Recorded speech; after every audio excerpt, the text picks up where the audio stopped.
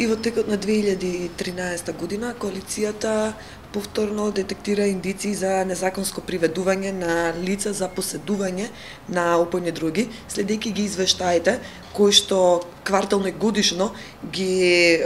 даваат единицата за борба против криминалот, односно познати како Алфите, до МВР и објавувањето на истите извештаи на сајтот на Министерството за внатрешни работи говори и и минатата година, за жал и ова, за повторно приведување на лица за поседување опојни дроги и тоа во најголем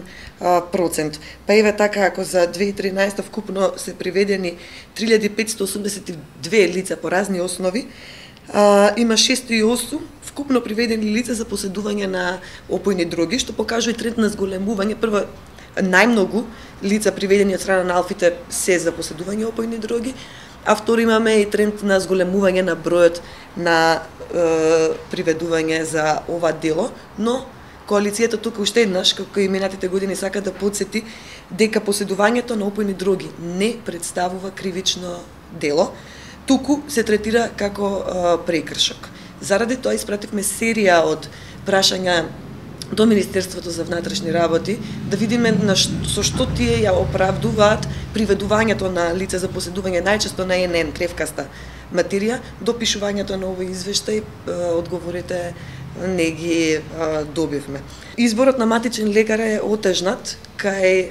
лицата кои се лекуваат од зависност од дроги. Една таква представка стигна до Комисијата за заштита од дискриминација, се работи за случај против приватна здравствена установа во Шуто Оризари, каде што матичниот лекар најпрво го примил пациентот заедно со социјален работник, му ветил дека ќе му биде матичен лекар по откривањето на статусот, односно на дијагнозата F11 или зависност од дроги.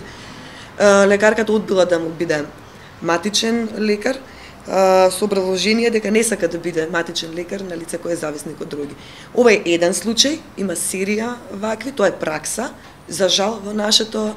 здравство, но овој случај е важен затоа што е напишана представка за истиот до Комисијата за заштита од дискриминација.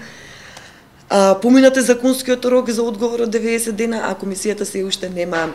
дадено мислење, ниту пишан одговор, така што и коалицијата се приклучува на апелите на ХОПС до Комисијата да забрза и да даде одговор за овој случај. Во однос на сексуалните работници имаме,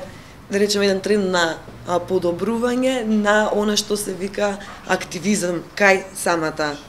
група, кај самата заедница. Ова минатата година, во 2013, Интернационалниот ден против насилството во сексуалните работници беше за прв пат јавно